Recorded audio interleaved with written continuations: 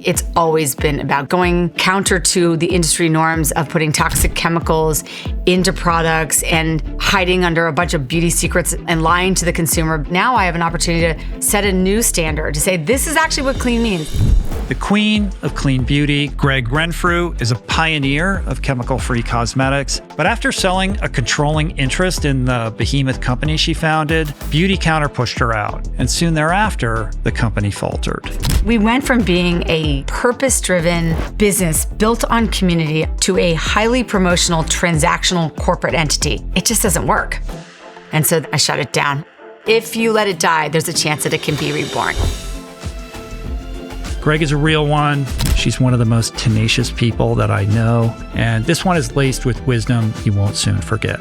Beauty secrets are bullshit. The entire industry of like building things like, oh, if you use this, you're going to have the fountain of youth. It's all bullshit. One, I want people to understand that like there's no...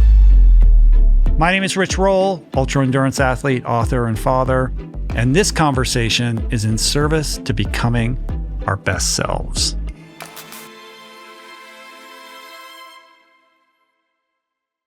It's great to see you, Gregg. And I have to say right off the top that you are a fucking baller, because this story, what you've just endured, this journey that you've been on is literally like a season of Succession. You know, I mean, it really is like, you're just playing ball on like, you know, a professional level, business wise. And I know you've really gone through it and you're kind of emerging out the other side right now. So I want to hear all about it, because last time we talked, it was, I think it was late 2019 when we recorded. That episode came out in 2020. Things were quite a bit different at that time. They were. So why don't we just pick up where we left off? Okay. How many hours do we have? Yeah. Okay. So last time we spoke, so 2019, 2020, things in that era of Beautycounter, which is my old company, were on the up and up. You know, it was an interesting period of time. And I think that having really pioneered clean, we were, you know, sort of enjoying the fruits of our labor. And I felt like we'd built this incredibly solid company and community and had grown it. But in 2019, sometime around then, we had been approached by a strategic to purchase the company, one of the large conglomerates. And as I said, in the end, I turned them down. And I literally turned them down. I mean, you got to like imagine all these conglomerates, everyone's super buttoned up in their suits and their, you know, whatever. And I said, you know, you're kind of like the guy that I want to marry, but I'm a little bit young and you didn't propose with a really good rock and I'm going to say no. And they literally looked at me like, you're kidding. I mean, I literally said that to them. So I bring this up only because it led my investors to wanting to sell the company. It whet their appetite, seeing that they were going to make a good amount of money off of Beautycounter, which, by the way, they had the right to. They'd invested a significant amount of capital over a number of years. And so we ended up going out in the winter of 2021. We made the decision to sell the business. And in the fall of 2020, I had read Bob Iger's book, The Ride of a Lifetime, and I had been inspired to continue my journey and was really hoping to sell the business to a financial sponsor that would afford me the opportunity to keep going, to be the next generation leader in beauty and to go public. And we ended up selling the business in May of 2021 successfully to a private equity firm at a really strong valuation, which was great. But immediately after I sold the business kind of stumbled that summer because it was the summer that the world opened up post-pandemic and people changed all of their patterns of behavior. And that didn't bode particularly well for me. So at the time, at that moment, I think you guys were doing something like in excess of like 400 million, right, in revenue. Carlyle comes in, cuts $1 billion check, essentially, to take a majority stake in the company. But also, part of that was you're going to stay on as CEO.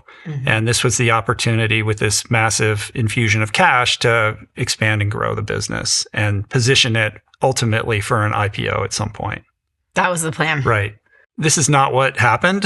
No, it's not exactly what happened. No. It definitely is not what happened. Walk me through what unfolded and what unraveled from there. So $1 billion valuation for any company, certainly also in beauty, is a pretty significant valuation. And what comes with that is, I think in retrospect, I think there was some nervousness at the top levels of the investment committee in terms of the valuation that we could commit, even though we had other people that were there. So they weren't the only ones. I think people think like they were the only ones. But I think that in retrospect, I probably should have seen some signs that they were a little bit uncomfortable. But anyway, we signed on May 20th of 2021. And that day is important to me because it's my father's birthday. My dad died a really long time ago when I was in my 20s. And so it was kind of like this moment, like, wow, we actually did this. I started a company. I sold it for $1 billion. And they believe so much in me and my business model, like they're going to let me continue to really grow this business. What happened was that post-pandemic, for many people who had been kind of cooped up inside for the last year or two, they redirected their spend away from skincare and cosmetics and into clothing and travel, fashion, whatever, anything that wasn't what they had been spending on. This, everybody was doing this. We all kind of went a little crazy that summer. And because we had built Beauty Counter predominantly on a platform of sort of what I would call the OG creators, a bunch of women who were representing the brand and, educating their clients and serving them with our products. Those women also went on vacation and they did it. And so what happened was the business slowed that summer. And in the fall, in October, I got a call on the way. Actually, I was driving to Parents Weekend for my daughter's high school Parents Weekend. And they said, we don't think you can manage the business anymore. And this, it's an obvious situation, whereas if the business fumbles, of course, it's the CEO's fault. And I think at that time they felt, as many investors did, that we'd enjoyed this COVID bump and that they had maybe bought something that wasn't as valuable. But how could they overlook like the sort of key man dilemma that you presented? Because you're so, embedded. You're not just the face of the business. It's like your relationship with your, I don't know what the term is that you use, like for your sales force, like all of these partners, these women, is so integral and crucial to the health and well-being of the business that to remove you, how could they have not foreseen that this was going to be problematic? Well, at the time that they decided to bring in a CEO, they did bring me into the process, even though I was incredibly upset. They thought that I could coexist with this new CEO and that I could be the head of the brand and the face of the community of women and really involved in the preserve products. That while letting this other guy kind of operate. And I think the that business. They thought then this sort of tried and true operator who came from old school beauty and had, been at these large companies would be the answer to whatever, streamline operations and or increase margins or whatever it was that they were trying to achieve. What actually happened, it's honestly in some ways less about Carlisle and more about the choice in the CEO that they brought in, because they brought in someone for whom working with me was just not an option. And then the very first meeting I had with him, so he was hired, I guess, in late December, early January. He officially started on February 1st of 2022. And literally our very first meeting, he canceled. And that was indicative after I'd kind of publicly said, I'm supporting this. And I got all these women looking to me. To your point, I was the face of the brand and the movement, and I embraced it as best I could, in a forward facing way.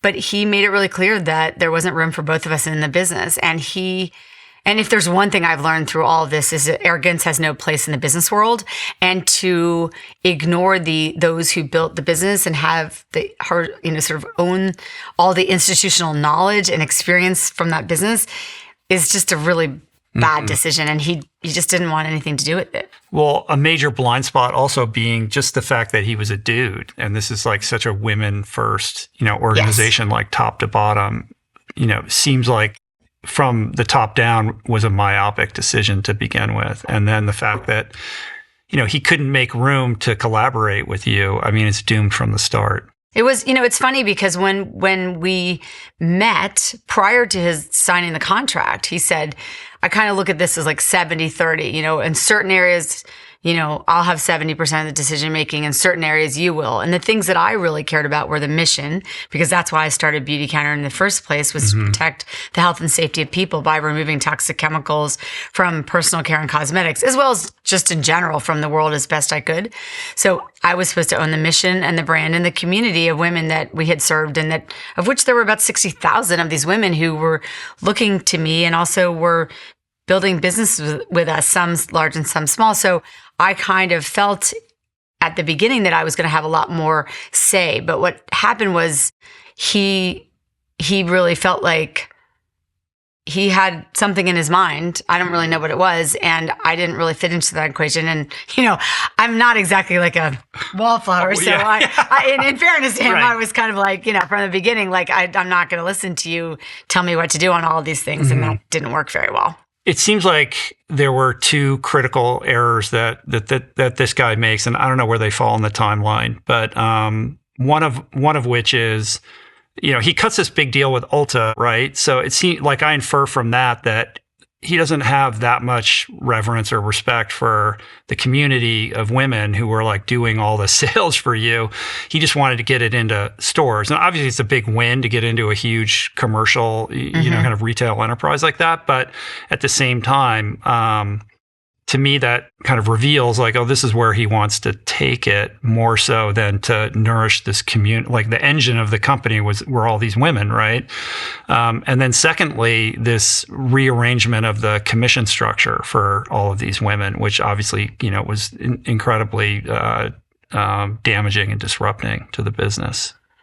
I think that the commission structure, when I sold the company, was in need of some change. We needed to modify it because, they're only, people don't realize this half the time, but they're only like 100 pennies in a dollar. And so you can move dollars and pennies around as much as you want. But at the end of the day, there are only 100 left. And what was happening at the time was that there was a very small group of women who had built significant teams that were enjoying significant incomes from the business, some of whom were actively working the business, some of whom were no longer actively working the business. And then you had a lot of women who were sort of the what I would call the dabblers, who were working an hour to 4 hours a week, enjoying it, being part of the community, weren't really in it for the money at all. But they were making less. And so what we had all decided prior to selling the company is that we were going to take a look at the commissions to figure out, are there ways to maximize the commissions for increased productivity and retention and democratize the opportunity a little bit. So I did participate in conversations about that, and I did believe that there was a need for change. That said, I strongly encouraged them not to do it at the time, or to him not to do it at the time, and that I thought it needed modification. And that was something that, he said, well, I've run sales forces before. I know how to do this. And put me out there to sort of right. be the one to tell Specifically, them. you were like, let's, if we're going to do this, we have to give them a year notice in advance before this is going to take effect. And he ended up like just saying, no, we're going to basically do this right away. And he ended up retracting what they did, but it was too late. I think that there's so many things there's so many learnings here. And I think that, to your point, and oftentimes in life, in business, like, you do need to make adjustments, and something, you start something with the best intentions, or on a spreadsheet, it looks a certain way, and then it plays out in real life differently. So I didn't disagree in any way with making adjustments to the compensation. We had done it before. We'd made a radical change to our compensation structure years earlier. But to your point, we gave everyone a year. We brought the leaders in. We let them co-create it with us. Not that they were excited about it, but we got their feedback. We then, changed things a little bit, modified. Then we told them in small groups. Then we told them in larger groups. Then we gave them the time, and we showed them a path to how to rebuild. Because you can adjust, but if you can show someone, this happens in financial institutions all the time. We all have shitty years or things change. But if you can show someone how to rebuild that, people can get their heads around it. But that didn't happen. And so I think it was very abrupt with a new CEO, with me being in a different role, and we lost their trust very quickly.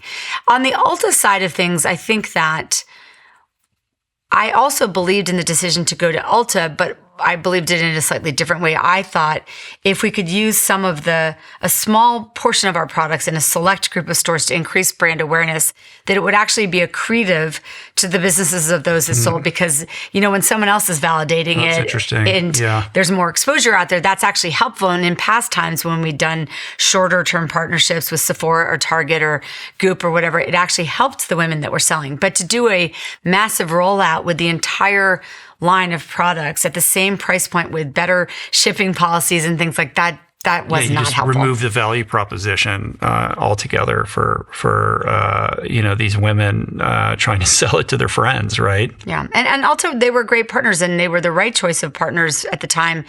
It just again, I think it's you can't take an old school playbook and apply it to an industry disruptor. And we went from being a purpose-driven business built on community, predominantly on the power of women, with an emotional connection to not just the products, but what we were trying to do, whether it was changing laws or educating communities, to a highly promotional, transactional corporate entity. Mm-hmm. It just doesn't work. This is the life cycle of so many companies. Like obviously, you found a company, you grow it. There has to be an exit strategy. There needs to be a way for the investors to recoup. And whether it's, sale to a private equity firm or whatever shape or form, or a conglomerate, like it seems like more often than not, like what you just said is what happens. It's like there's all these promises made or excitement about like all the growth and all the opportunity that this cash infusion is gonna allow everybody to grow the company, and yet inevitably it ends up, diluting the brand and kind of accelerating its irrelevance, all the way until it's like these companies sell and then you never hear from them again, or the product that ends up on the shelf is like, well, this isn't the same thing it was. Yeah. This is just what happens, right? And in your case, it was even worse. Like it culminated in a foreclosure because of the accumulation of all of these sort of not so great decisions stacking up on top of each other. Yeah, I think that, in fairness to venture capitalists and private equity firms, I do think that they do go into it with a level of passion and excitement for the business and an intention of making it better. Like, I do think people don't enter into these relationships in general with malintent. I think one of the biggest problems, though, is that Wall Street in general is arrogant. Let's just call a spade a spade. And you and I both know a lot of people on Wall Street, and I love a lot of people on Wall Street, but there's a level of arrogance that comes with earning a lot of money. And there's a disproportionate sort of compensation structure to those who work on Wall Street. So you have people that have actually never operated a business that are looking at a spreadsheet and thinking, if I just tweak this a little bit here, I can make it a little more profitable. If we make it a little bit more profitable and we borrow a little money, we can sell it for this and we'll make this. And that's I remember saying this to Jay Sammons, who was the lead from Carlisle, who I absolutely loved and still love. He's an amazing person. And I remember saying to him, Jay, there's this spreadsheet and there's the real world. You need to start living in the real world. And he still laughs about it today, because there was a couple of weeks ago, there was a cargo incident in the Long Beach port and someone dropped a bunch of cargo into the water, and that water is my holiday packaging. So I was like, you literally can't make this stuff up. And that did not exist on today's spreadsheet, or last year's spreadsheet.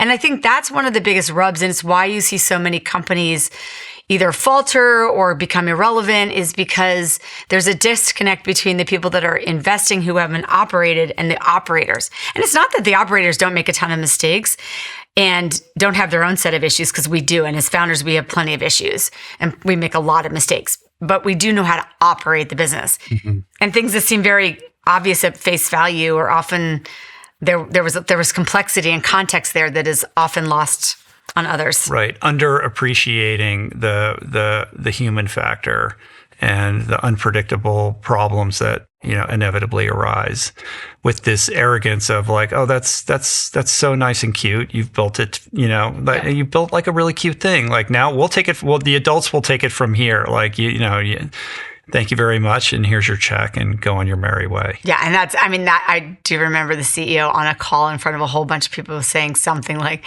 I'm really proud of Gregg, because she's one of those founders that knows when to bring in the real business people or something like that. And I was like, dude, like seriously, like I started a business and sold it for $1 billion. I think I would consider myself a real business person today. And by the way, I've worked really, really hard to earn the title of CEO, not a founder CEO, like a real CEO. I worked my ass off to become a better CEO through executive coaching, through a lot of constructive criticism, and really learning more about the financial areas of the business, which do not come naturally to me. And so, you know, to make those types of patronizing, I mean, yeah, there are founders that are idiots. Of course, there are lots of people that are idiots, but in general, they're probably relatively intelligent and probably know what they're doing more than you think. Yeah. So there's a series of machinations and things go on. They bring you back to be, CEO for a while, and all kinds of, stuff is happening. But eventually Carlisle, essentially ends up like closing the whole thing down, right? And it goes into foreclosure. That's going to be the end of the story. And this is where, you have this second act pivot with the whole thing. So explain. It was kind of an incredible thing. So it's basically $700 million of equity, evaporated. Yeah. And is this Carlisle's like worst investment ever? Like they recoup nothing out of this. They recoup nothing out of it. It was hard. I think that in fairness to Carlisle, they really did in earnest try to find a home for the brand, and whether that was through some sort of financial sponsorship or through selling it to a strategic. But I think that the business was a little too broken and a little too late, and I think that he stayed on a little too long. And so when I came back in as CEO in February of 24, they made the decision about 6 weeks later that they needed to shut the business down, that they couldn't fund it because it was no longer profitable. And I think, honestly, they could see what I couldn't yet see. I was still too emotionally wrapped up in it. And I think they realized, like, this isn't going to work. So we went into foreclosure because we were immediately in breach of our debt covenants. And I didn't even know what debt covenants really were. But, for someone listening that doesn't know much about this, because I didn't, it's like if you're not paying your mortgage, like the bank immediately assumes the property. And that's what happened. And so it went into foreclosure. The banks owned the asset. We went back and forth for a couple of weeks trying to salvage things. We didn't have an actual viable deal at the table. And a pretty amazing thing happened. And there was a man in Boston who worked for Bank of America. They controlled the syndicated debt on the business. And he and I developed a relationship a little bit over the previous few weeks. And he called my lawyer and he said, listen, we're going to lose our shirts. We're going to lose our money no matter what. But she's a pretty exceptional founder, and what she did for the industry and the world is pretty amazing. And we want her to have her business back if she wants it. So if she wants to buy it from us, we'll sell it to her for, a very small amount of money, which was actually kind of an extraordinary act by a bank. Yeah, that's not a normal thing. No. Yeah. And I owe a debt of gratitude to Bank of America and JP Morgan and others that actually let go of their debt and let me have the opportunity. So they called me. I was on spring break. My daughter, Georgie, who was, and all my kids, I mean, it makes me emotional talking about it now, but they were really, really sad. They're like, you just can't let this die. She was holding our vitamin C serum, which has always been our top selling product. And she said, Mom, you've worked so hard. We've sacrificed so much. Like, just don't let it die. And my son, a couple of weeks prior, had been trying to post about it on Instagram and sell perfume to his friends' moms. Like they tried so hard to hold on to what we had. And so in that moment, when I had that opportunity, it was like a Sunday night. I was in Miami on spring break. I'm about to fly back to LA in the morning. And we kind of had a family conversation. And, I turned to Mark, who, is really pretty fiscally responsible and conservative. And I just said, what do you want me to, what should I do? And we made the crazy ass decision to buy the company out of foreclosure within 48 hours. And we sold a bunch of our savings, and we coughed up a bunch of cash. A couple of my old investors wired in money with no paperwork and just said, all right, Gregg, we're going to back you again. And we did it, and we bought it. Like that was Sunday night, and Thursday morning we were going to liquidate. So we had about 2 days to get it done. Oh it's sort of surreal. Like that all happened in 2 days. Yeah. I mean, it was crazy. So the choice, just for, people who don't know, like, you made a pile of money. Like, you didn't have to do this. You could have sailed off and just, either started a new company or not done anything essentially for the rest of your life. Just enjoy your life. Instead, you decide that you're going to go back in and try to, untie this incredibly intricate knot and figure this whole thing out, which is just inviting, all kinds of, difficulty into your life unnecessarily. Yes. And it was hard because first I bought it. Then, there were like all these legal situations going on, and I had to make probably the hardest thing I've ever been through in my career, was that once I bought the business, I had to fire all of the people that worked for the company minus a few, because there was no cash left. Mm-hmm. And while we had raised a little bit of capital, we had to pay something for the business, and then we had to figure out how to operate something.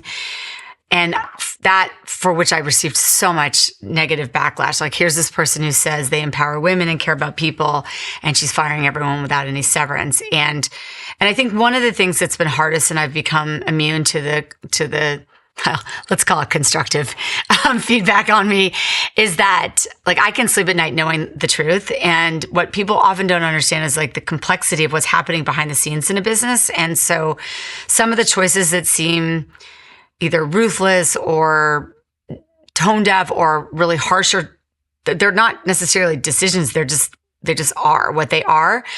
And when you don't have any cash, you don't have any cash. So I invited that, and I took a lot of public, a lot of scathing from people publicly, both the women that had represented the brand as well as some of the corporate employees.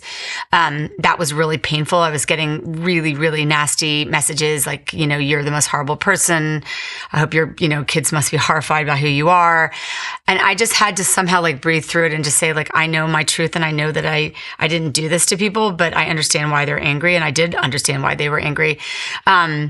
But once I bought the business, I really literally had a full-blown anxiety attack. I was petrified, and I was petrified probably because I realized I had to shut it down. And I had to shut the whole thing down in order for it to live, to see another day, because it was an untenable situation. We didn't have the capital to fund the business on a go-forward basis. I think I was naive in the moments that I purchased it, thinking that maybe I could.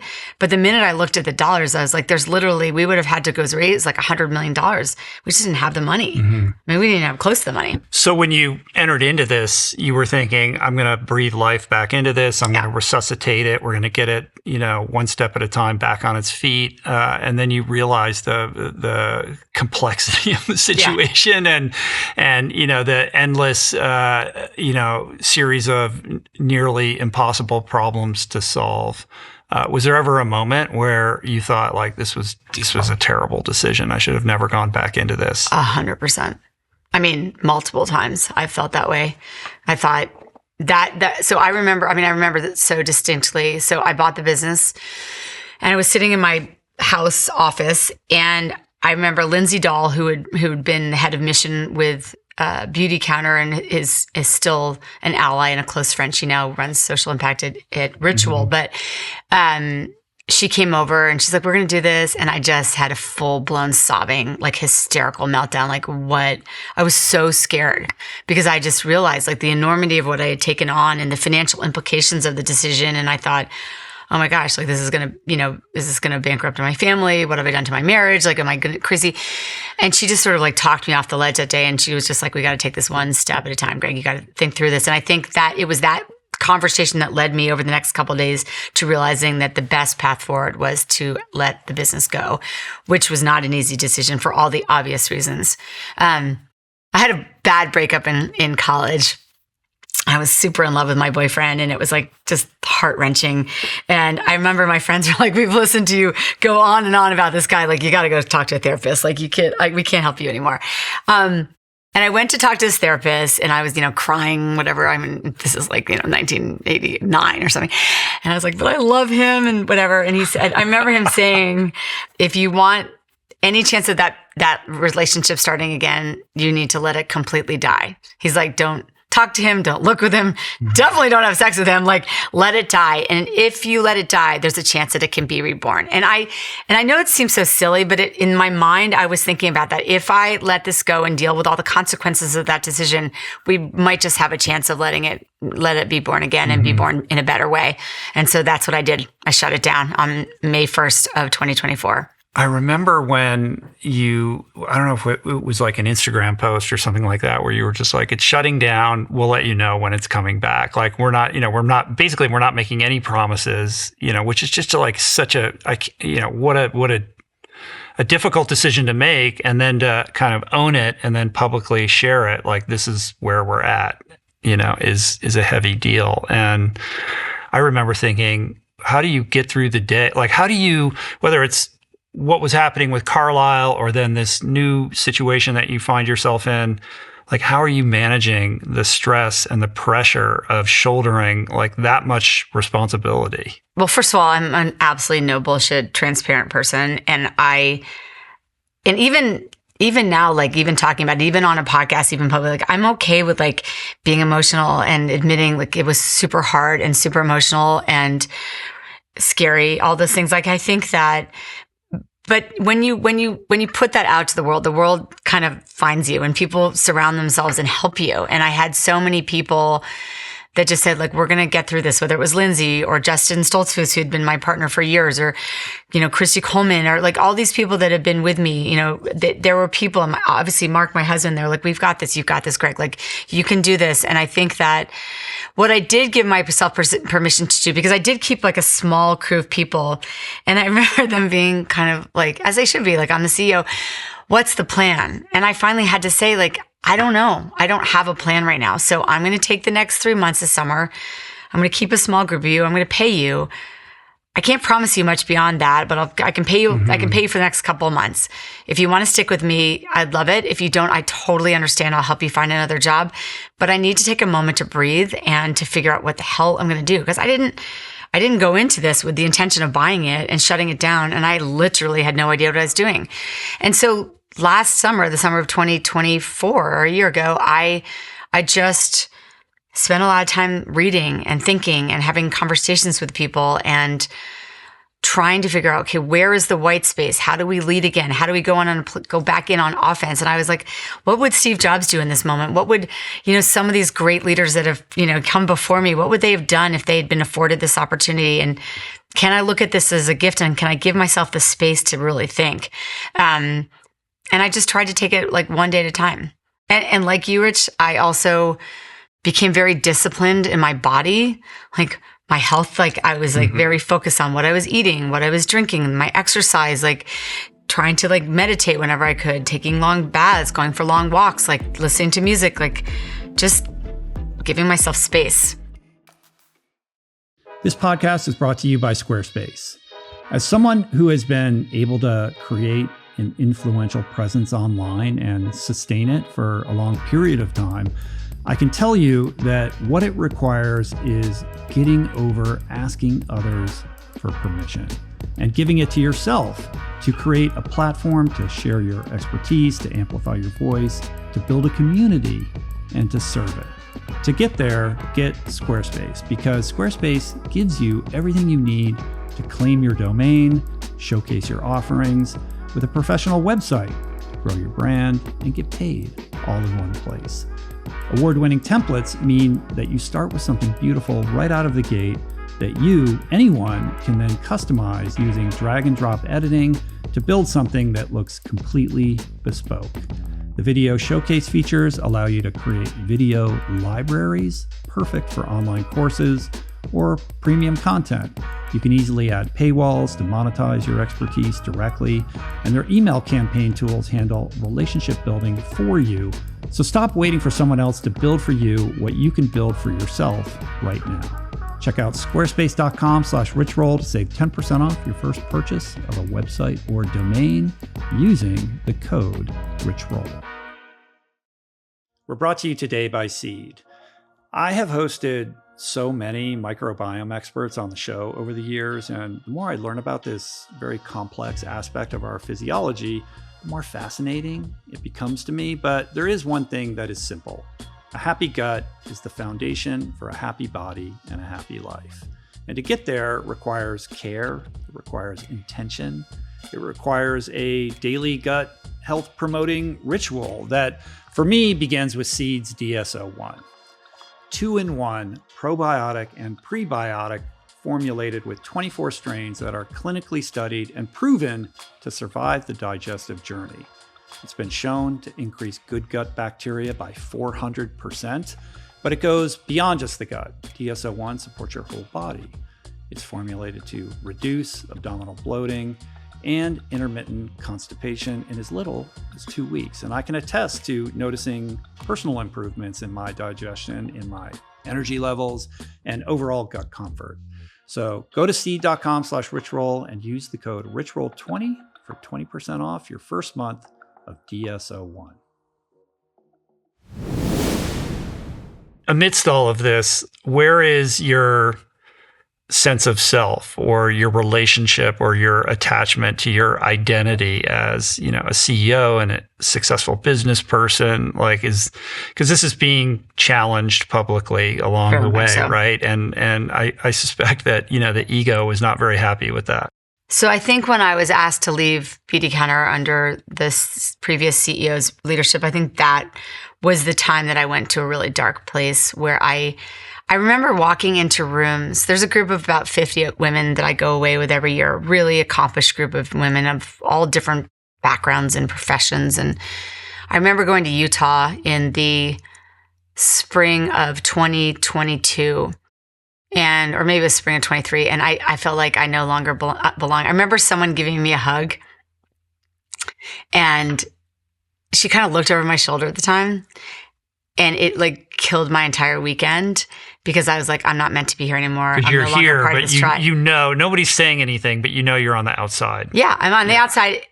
In my head, in their head, they were rallying around me like you're still the woman that started Clean Beauty and led this business and sold it for $1 billion and economically empowered hundreds of thousands of women. They are looking at me, but in my own mind, I'm like, who am I without Beautycounter? Who am I not as a CEO or this well-respected entrepreneur? And I'd spent a lot of time like doing energy work, healing work, talking to psychics and mediums, going to therapy, like reading books. And I remember reading, David Brooks? David Brooks is the second act or whatever. And I really respect him, but I was like, well, shit, I'm not ready to throw in the towel yet. Like, why are you telling me that to kind of be put out to pasture and I can help others, but I can't do something now? I'm past my prime. And so I don't know. I did a lot of that, a lot of soul searching, you know. Was there any one book or insight that was helpful?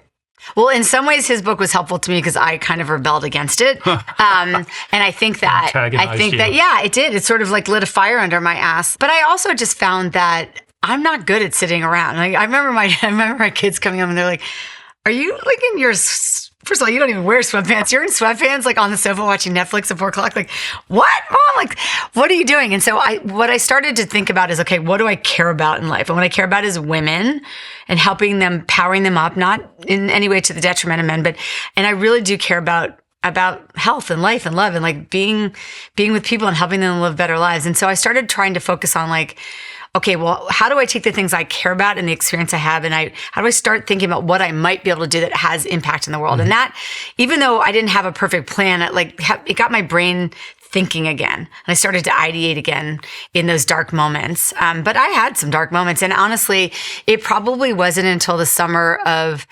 23 when Mark said to me, like, you have to stop. Like, you have to let go of your anger, Gregg. Like, this is not, it is neither becoming, like, it's just, it doesn't make you look good, but also like, you're sending us all over the edge. Like, you got to let this all go. Like, you got to make a decision now. Are you going to be angry for the rest of your life, or are you going to let it go and move on? And at that point, I did decide to let it go.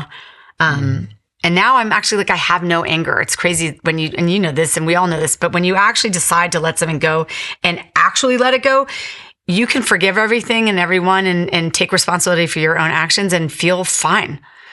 It just took a long time. And what was the moment of clarity when you realized that the solution to this problem lied in, you know, kind of launching something new rather than just trying to resuscitate the brand that you had built?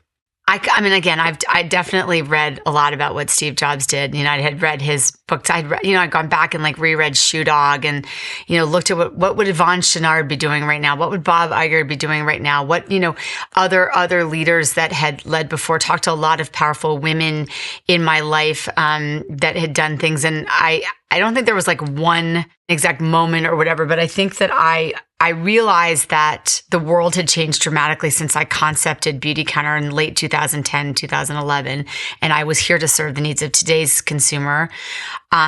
So that led me sort of in a direction of thinking like, it has to be like coming out as like limping out as Beauty Counter 2.0 wasn't going to be good enough. Like what would a leader do? A leader would reimagine things for today and take the best of what was and build on that, but also be unapologetic about the fact that things need to feel different and look different. And I wanted to give the brand, I wanted the company to be a new company reimagined based on some of the core tenets of the past. And so I spent a lot of time trying to figure out what that would be, what was going to be the same and what was going to be different. And knowing honestly that through all of this, I'm different. So therefore the business will be different and has to be different. I think that was really important for me to recognize in myself and then know that through all of these conversations and readings that in order to be successful, you have to go on offense, and you go on offense not limping out of the gate, if that makes sense. Yeah. No, I get it. Part of that is drop the beauty, just counter. Yeah, that was important to me. I mean, I never really truly loved the name Beauty Counter. One of the reasons that I named, Beauty Counter was the intended double entendre of going counter to the industry.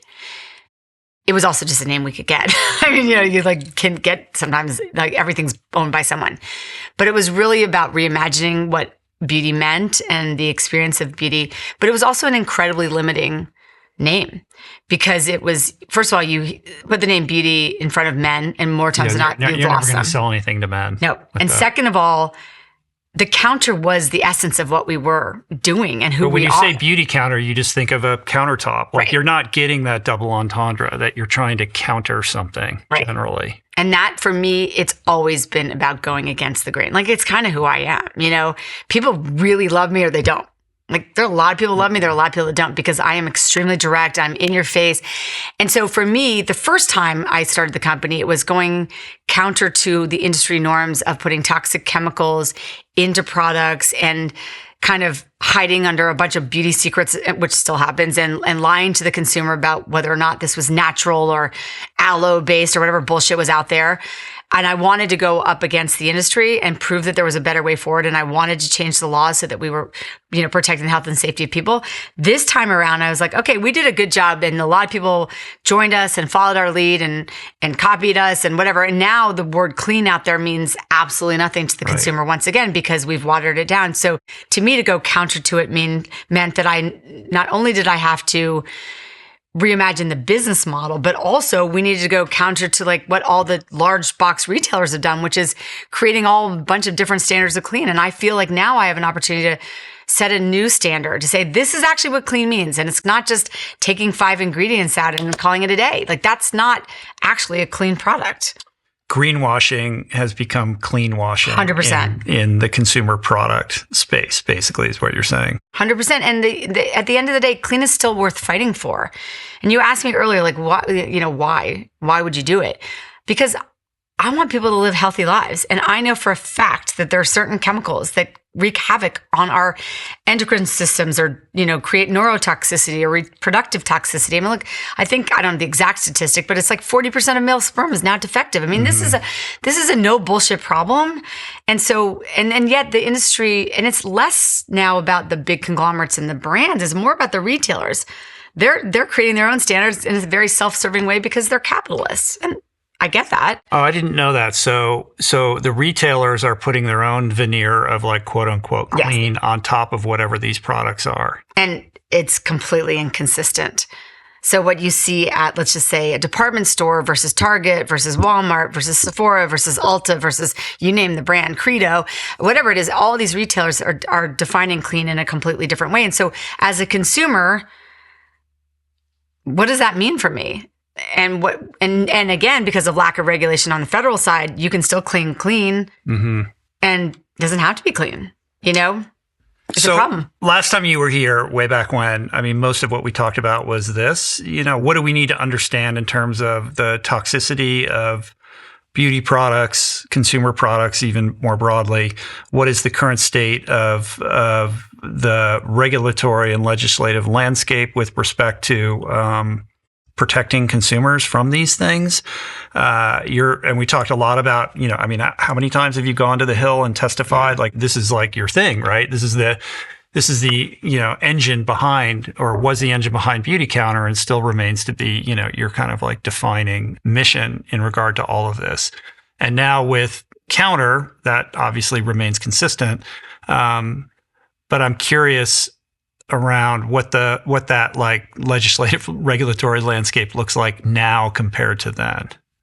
Well, the difference between 2019 and 2025 is significant. I think that, so when we were able to help pass MOCRA, which is the Modernization of the Cosmetics Regulation Act, which went through a couple of years ago. And that was the first time a major federal law had been updated since 1938. And I'm proud that we helped in the passing of that. And it allowed for things like the FDA could recall a product when it was known to cause harm to health.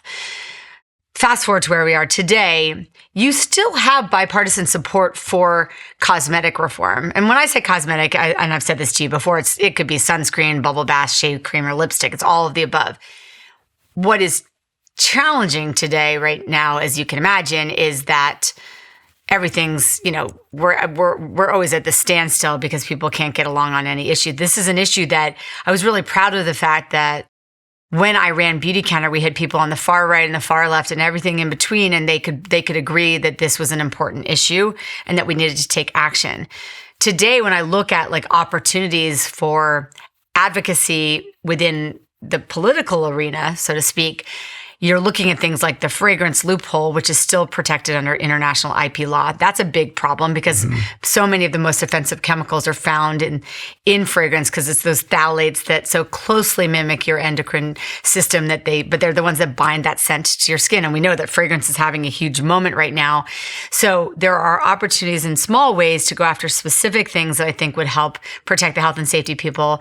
There are members of Congress that are still trying to put forth bills on, toxic-free cosmetics, and we will continue to support that. But at this particular moment in time, when I think about our advocacy efforts at Counter, I don't want to just focus on Washington and or the state, level. I also want to look at business and commerce and the business world and go after it from that standpoint too, in that how do we create a standard for clean that everyone can understand and live by so that brands know what they're performing against and consumers know. And that will come down to creating a coalition, and not just with us, but getting a group of important companies together to say, let's set a standard that we can all agree protects the health and safety of people, that when they're out there shopping the market, they can navigate it. I think there's an interesting opportunity to advocate on the business side of things, not just on the legislative side of things.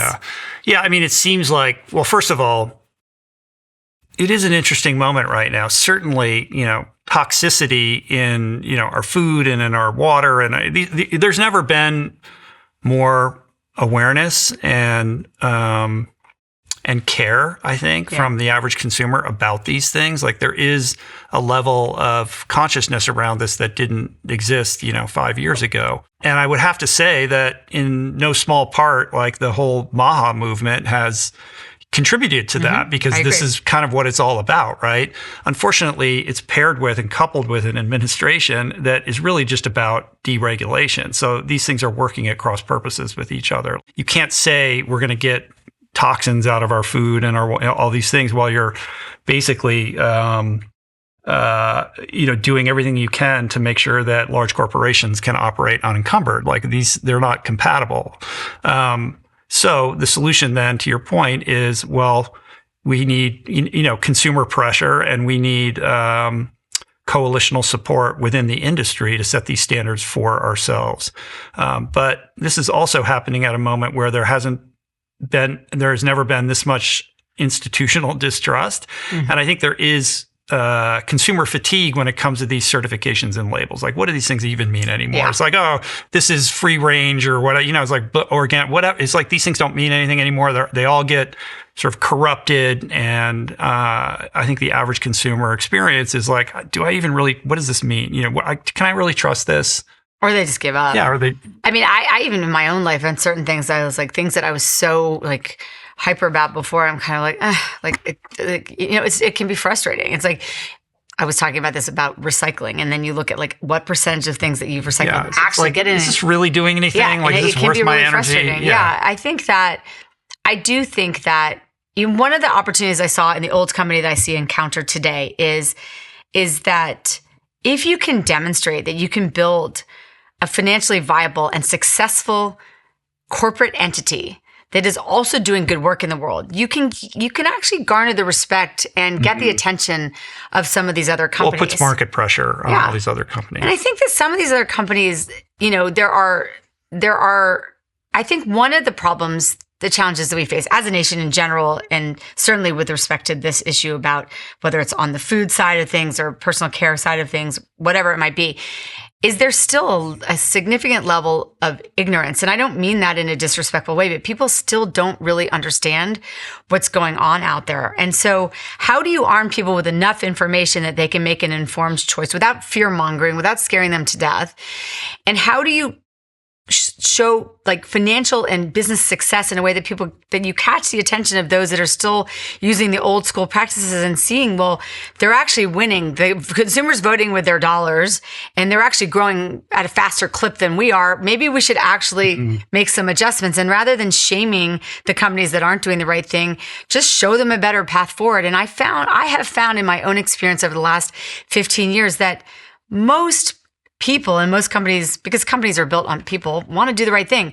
But with the pressures of the markets, it's hard to do the right thing, because when you lose points of margin and your stock price tanks, it's hard. And so it's a conundrum. I mean, it really is a challenging situation, but I do think that public advocacy, we are consumers. Consumers have a voice, and they need to use that voice. And they have to remember that when they vote in elections, that's one way of voting, but you vote with your wallet every single time you purchase something in your life. On the subject of the consumer lack of awareness or ignorance about these things, what is it that you want, the consumer to know? Well, I think with respect to my industry, the beauty and personal care industry, I want people to know that that beauty secrets are bullshit. I mean, it's all bullshit. I mean, just think about this. I mean, you and I are both, getting older, right? I have wrinkles on my face, right? I just do. Wrinkles aren't a problem. They're just a thing that the beauty industry is telling you is a problem so they can sell you product. I mean, let's just start there. I mean, really. Yeah. There's like a wrinkle is just part of the aging process, and every single person in the world will get a wrinkle at some point, and it is not a process. It is just part of life. The entire industry of like building things like, oh, if you, use this, you're going to have the fountain of youth. It's all bullshit. So I think that, one, I want people to understand that like there's no cream that's going to get rid of your wrinkles. They might improve the moisture in your skin. You might feel a little bit more radiant. That stuff is true, but nothing's going to change things. That's one thing. Two, that don't believe what you see on a label. Like, you've got to do your research. You may not choose to want to do the work, and that's fair. But if someone says it's all natural or clean or aloe based, or, it's got made with pomegranate seed or whatever, like, there's always, sure. It's just insane how creative these things get. Like, oh, infused with this, and like special, it's like there's all kinds of crazy descriptors, to make you think that there's some scientific breakthrough happening. Of course not. Yeah. Of course. And they'll say things like preservative free. Okay. Well, there's no way that if you buy a product and it's sitting on the shelf for a year or two without having to be refrigerated and doesn't expire in a couple of weeks, like, that's not preservative free. That means that person went in and pre-preserved the raw materials, extracted them, and because of sort of loopholes, like, they can claim that to be preservative free. Because they weren't like they didn't add the preservative. It was preserved before they put it in the bottle or whatever. Correct. It's that kind of thing that people just don't realize. And it's the same with the food industry. And I always say, like, the beauty industry drafts off the food industry. So what is happening there, we're going to get next. And so I always just say to people, if there's like one thing you can do, shop fragrance free, because at least you're removing a lot of the chemicals of concern that don't have to be listed no matter which brand it is. We always list the ingredients, but people don't list it. But just know that, what you see on the label isn't necessarily what you get. And that's okay if you're not trying to buy a clean or natural product, but if you are, you need to do your homework. And what are the common chemicals of concern and why are they concerning? I think there are a whole bunch, but a couple that you will see often on labels are some of the parabens, the methyl or ethyl parabens. You'll see things like EDTA, the PEGs, obviously formaldehyde, but it never shows up as formaldehyde on the label, but those things. And they are, I talked earlier about phthalates, and I think that anything that mimics your endocrine system and disrupts it can be really harmful in terms of your reproductive health or, your neurological health. So I think that what I always say to people is like, look, I'm not a scientist and I don't have all the answers or understand half of these chemicals, most of these chemicals. But what you should know, first and foremost, is that many, many tens of thousands of chemicals have been introduced into commerce in everything from electronics to food to beauty, and less than 10% of them have ever been tested for safety on human health. And so you're dealing with the wild, wild west. And so when you're making decisions about things you're putting in your body and on your body, just err on the side of being cautious. Like you'll put a seatbelt on when you get in the car, but you'll just put anything, any lotion or potion all over your body, and your skin's your largest organ. So if you're thinking about your longevity and your long-term health, know that while it may not react in that moment, you might not see a huge rash breakout, it may have a long-term impact. And we may not know that, and maybe that one ingredient's okay in isolation, but how many products are you putting on your body every day when you brush your teeth and you shave and you put deodorant on and sunscreen and makeup? And how do those chemicals interact with one another with your body? Yeah, there's an interesting irony in that amidst all of this institutional distrust that's occurring right now, we have almost a reflexive, unconscious trust when it comes to all of these products, assuming that smart people at the company have tested all of these things and that the FDA is overseeing all of this, and it wouldn't be on the shelf and available to buy unless it has been vetted and tested and approved for human health and safety. Yeah. It actually surprises me. It even with my own friends, sometimes they'll say something, they're like, this is clean. I'm like, have you been listening to me for the last 10 years? Like, are you kidding me? This is not clean. This is not even remotely clean, but somehow you think it is because it has like a leaf on the packaging or something, and you think it's like this thing.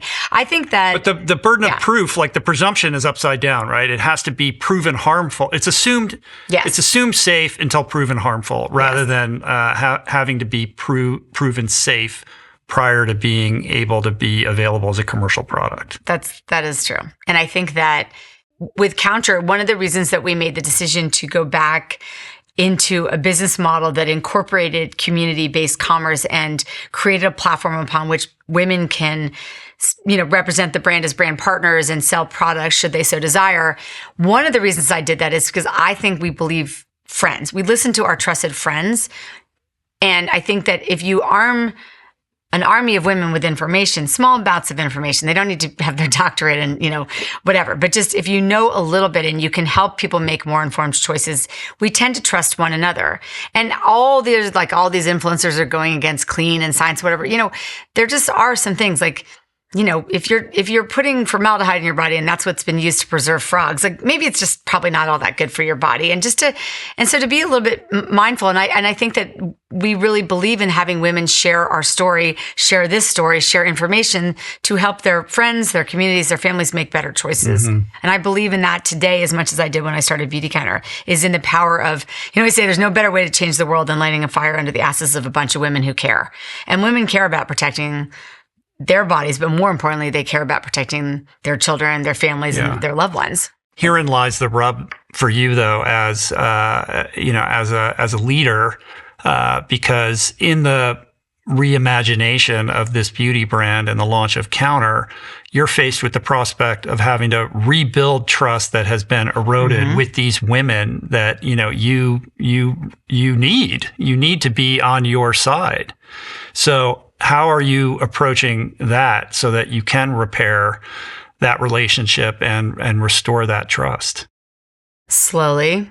I'm taking my time with it. I think that I think a couple things. One, in moments like this, I'm trying to find opportunities where I can share my story honestly, because, one of the things that the women who sold Beautycounter knew about me is, I would say, you might like what I'm going to say. You might hate what I'm going to say. You might like me. You might hate me, but you know that I'm a no bullshit person. I'm always going to tell you the truth, even when it's unpopular. And so I've been spending time telling my story carefully, thoughtfully, understanding that it does take time to rebuild someone's trust. Some people came right back because they understood. Others have been slower to it. Some don't trust me, maybe never will, because they don't understand what actually went down. And I can accept that. That's just part of life. And I'm not going to sit and tell things that I'm not allowed to talk about or that just are not helpful to anyone. But I think it's also like, actions speak louder than words. And so it's like, I'm here. I showed up again. as CEO, having been fired from my job, to support the mission, to support the women, to help them continue to build businesses.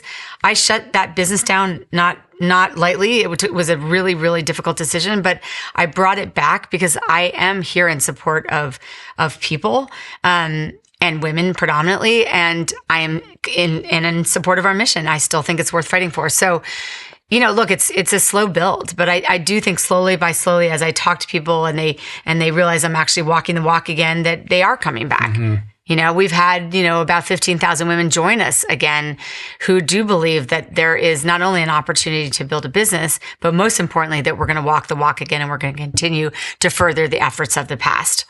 And what are the similarities and differences in Counter's business model vis-a-vis how you're working with these women? Is it the same principle, or is it? It's different in that we're not building teams anymore. So you are working as an individual within the community, but you're not able to build a team, because we found that that's where some of the mistakes were made, where you had a few people who were earning a lot of money and a lot of people MLM thing, like then they're making all this commission money based upon the people that they recruited. Right. Yeah. Which, by the way, is how the entire corporate world works. And I do think that MLMs get a really bad rap unnecessarily. Part of the problem with the MLM business, and there are some really bad offenders out there right now who shall remain nameless, although I should name them, but they overpromise and underdeliver. They say to you, "Oh, Rich, if you give me $1,000, I'm going to show you how to make 10." And that's what went wrong with that industry. But the reality of the situation is it's mostly a group of pretty amazing not young women, all women who they believe in the product and they're trying to earn an income. And we look down on them for building teams. And yet that's exactly how the corporate structure works, right? The CEO is making more than the person who's in an entry level position. The CEO is working 24/7. The entry level position in a MLM business is they're probably working 1 to 3 hours a week. And it's a fun sort of side project for them. And I think that it's okay to be paid on other people's sales, in my opinion. Like, I don't have any issue with that. What I found challenging, though, at the end when I came back in as CEO is what I saw were that people worked really hard for a while. And then there were a group of people, not all of them, but a group of people that were no longer working the business, but were enjoying the fruits of everyone else's labor. And that's not how the corporate world works. You know this. Mm-hmm. Like, your bonus is paid on what you did this year, not what you did 6 years ago. And if you're not performing, you get fired. And unfortunately, I wanted a situation, we were paying so much money out to people that were no longer actively doing the business. And I wanted to democratize, to put more money into the hands of the person that was doing a little bit of selling rather than a lot of money into a few people's hands. What else is different? I mean, technology has changed quite a bit. So one of the main things, though, that is different, and we're rolling this out because when we launched, it was sort of a soft launch, and I've been calling this a season of learning. But when did you officially? We turned it on June 25th, and we kind of made an announcement on October 20th that we're here. And I've said to everyone, this is a season of learning. So let's learn. And we're going to iterate because we don't have it perfectly right yet. But one of the opportunities we see that I think is a huge unlock for us that will be really powerful for these women that do represent the brand is there are 1 million affiliate models out there. Everyone can represent any brand and get paid on it. What people valued in Beautycounter and what they value in what we're doing today is the power of community, of being an individual that's doing something extraordinary through the collective voice. And I think that, so we want to build that community again because it meant a lot to people. It was most people that were part of the old company, they weren't really in it for the money. They were in it for the mission, the advocacy. They were lonely. Sometimes they were stay-at-home moms that were looking for something for themselves. So I want to build that community out in a really robust way. I also think there's an opportunity to personalize the way that they're remunerated, that not everyone joins a business for the same reason and not everyone stays in the business. And the whole world of sales, quote unquote, is always about what you sell and a percentage of that sales goes to you in the form of dollars. And that's one way of compensating someone, but there are a lot of other reasons why people get into businesses. And certainly with our business, maybe they just wanted to advocate in Washington. Maybe they wanted to go on a trip because they never get away from their children.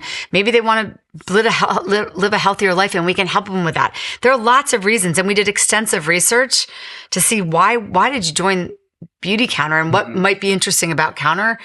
And it's not about the money most of the time. It's mostly about being part of something that you think is important, that adds value in your life and the life of others. So how do we personalize that journey for you based on what you want? Not just about money. I mean, I understand what is core to you in this is how is this serving to empower women? And obviously by dint of this structure, it allows you to do that. Whereas, most people don't go this route. They're just like, well, we can be a D2C company, but we're going to have, we're going to do our best to get into Ulta and what Sephora and all these places and just be everywhere and be a ubiquitous product. This is a very specific choice to do things differently. I just think that brands and community are one and the same.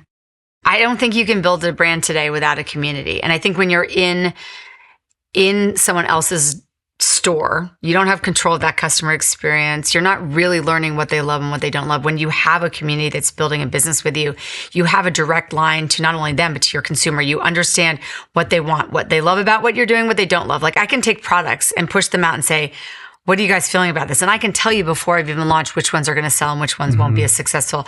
I can utilize that community and the power of their ability to amplify our efforts in ways that I can't when I'm sitting in a big box retailer. I can have a direct dialogue with my customers in ways that I think, and yes, you can go D2C and you can build a transactional relationships, but at the end of the day, beauty and women, there's a lot of emotion in this. Like, why do you buy a Nike shoe versus an Adidas? Like, what does it mean for you and your personal brand? Does it align with your values? And I think being able to have a direct relationship through community and while powering up women simultaneously, like that's what gets me excited. And I haven't figured it all out yet. Rich, when we have our next conversation in 5 years, I'll tell you what I figured out. But I do know that people want to personalize experience, both as customers and as sellers. People do want to emotionally connect to the brands that they support. And everyone wants to be part of something that's bigger than they are as individuals. And I think we can give them that through Counter by going against what's the status quo and giving them opportunities to succeed in their own way. The thing about health tracking is that we're now so inundated with data, sleep scores, step counts, heart rate, but what does it really mean? And what are we supposed to do with it?